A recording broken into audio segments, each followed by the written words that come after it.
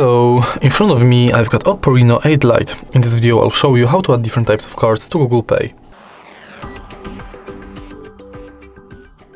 In the beginning, let's enter Google Pay app and tap blue button at the bottom of the screen.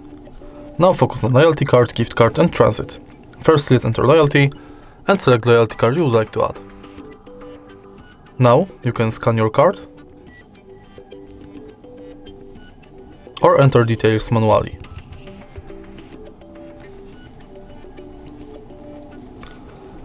Let's go back. And now let's select gift card. Similar to loyalty card, select shop, enter card number, PIN, balance, your notes and tap save. And the last card you can add is public transport. If you are able to find your public transport selected, you'll be redirected to a website where you have to finish the inside form. All of your cards will appear right here. If you find this video helpful, please leave like, comment and subscribe.